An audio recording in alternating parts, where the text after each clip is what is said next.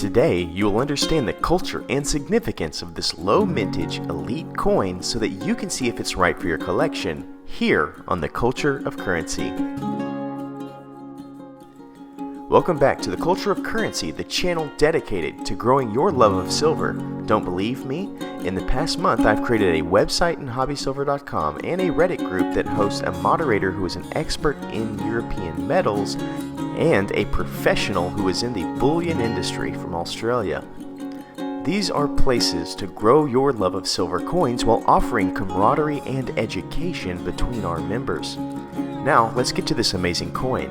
The focus of this coin is a bird of paradise. If you're not sure what a bird of paradise is, well, it's not just one bird, but the nomenclature that represents 44 species of highly ornamented birds that live in Indonesia, Papua New Guinea, and Australia, and kind of the various islands in between. The bird depicted on this coin is going to be from the Paradisea genus, which are only found on New Guinea, though I cannot mark which exact species due to the lack of subtle detail, like texture or color pattern. Maybe a colorized version would help. But there are only 6 of these, so it's going to be one of these 6. We also know that it is a male due to the dimorphic differences in plumage, as well as this wonderful display of courting ritual where the male will present a choreographed routine in order to gain affection from the female. Just for reference, this is where New Guinea currently lies. This is a beautiful nation rich in biodiverse culture, but it is currently under threat.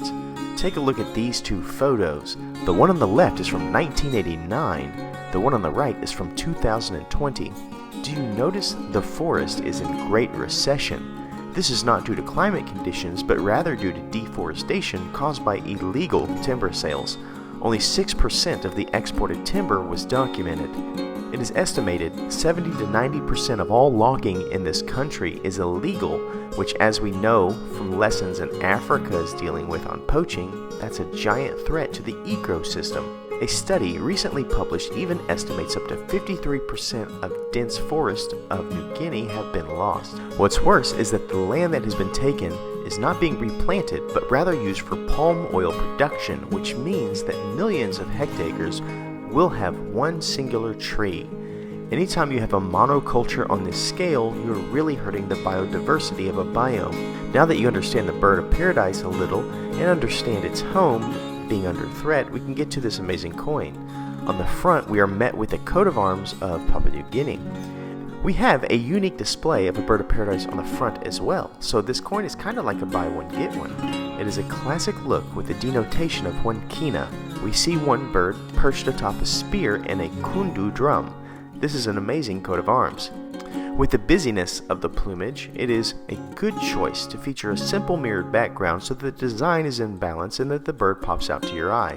I think it looks great and scores a 9 out of 10. On the back, we have the feathered feature in full display. A gentleman's bow greets us atop a traditional print. We have 2 separate fonts, which I actually like because they denote a separation between the legal terms needed to be present on a bullion coin like this and the theme represented with the bird of paradise. This really is one of the top flight bird coins I've seen, and it scores a 9 on the back. Mintage is where we migrate to next. This coin's flock is minted at a quantity of 10,000, which means it scores a 9. As we talked earlier, this bird is so culturally significant to Papua New Guinea that it adorns their coat of arms. It's also on their flag.